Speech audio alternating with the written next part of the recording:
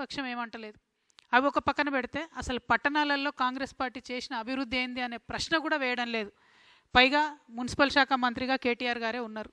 అంతకుముందు నేను మున్సిపల్ శాఖ మంత్రిగా మొత్తం అన్ని మున్సిపాలిటీలని తీర్చిదిద్దినా అని చెప్పినటువంటి కేటీఆర్ గారు మరి అలా 16 స్థానాలు వచ్చినా 17 స్థానాలు రాగానే మాకు ఈ మాత్రం వచ్చుడే ఎక్కువ, ఆనాడైతే కాంగ్రెస్కి అది కూడా రాకుండా చేసినాం మేము అని చెప్పి ఆయన చెప్తా ఉన్నారు.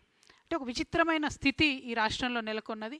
డెఫినెట్గా ఈ రాష్ట్రంలో ప్రజలు మాలాగా కొత్తగా ఒక మంచి ఎజెండాతో వచ్చే వాళ్ళకు స్వాగతిస్తారనేటటువంటి విషయాన్ని నిన్నటి ఎన్నికల ఫలితాలు రుజువు చేసినాయని చెప్పి నేను బలంగా నమ్ముతా ఉన్నా. At the same time Congress party గౌరవ ముఖ్యమంత్రి గారు నిన్న మాట్లాడుకుంటూ నేనే రాజు నేనే మంత్రి అనేటటువంటి మాట మాట్లాడినారు. అంతేకాకుండా నేను 10.5 సంవత్సరాలు నేనే ముఖ్యమంత్రిగా ఉంటా, నాకు ఒక 6 నెలలు బోనస్ వస్తుంది అంటున్నాను. 6 నెలలు మీకు బోనస్ వచ్చడేమో కానీ రైతులు బోనస్ రాక ఏడుస్తున్నారు అక్కడ. ఆ ముచ్చట మాట్లాడండి ముఖ్యమంత్రి గారు మీరు. ఇంకో పక్కనేమో రాజగోపాల్ రెడ్డి గారు మంత్రి పదవి ఇస్తావా లేకపోతే ముఖ్యమంత్రి పదవి గుంజుకోవనా అని ఆయన సవాల్ చేస్తుండు, బస్తీ మీద సవాలని. ముందు ఆ పనులు చూసుకోండి మీరు. ఈ రెండిటికన్నా ముఖ్యమైనది ఏంటంటే మీరు ప్రజలకు ఇచ్చినటువంటి వాగ్దానాన్ని దయచేసి దృష్టి పెట్టండి.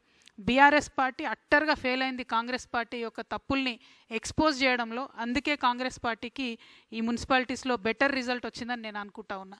లేకపోతే ప్రజలు మాత్రం ఆల్టర్నేట్ లేక వేసిరు తప్పితే ఉండి కాదు.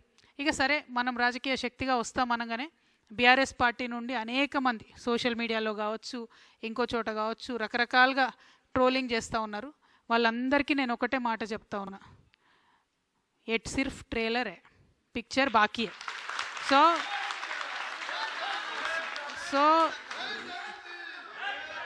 సో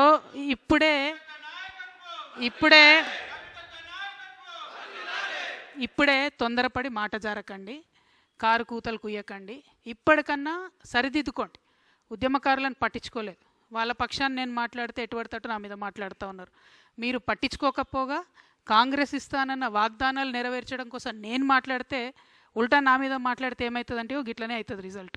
కాబట్టి సరి చేసుకోండి, మీ పద్ధతులు సరి చేసుకోండి, ఆరోగ్యన్స్ తగ్గించుకోండి, ప్రజల మధ్యలో ఉండే ప్రయత్నం చేయండి.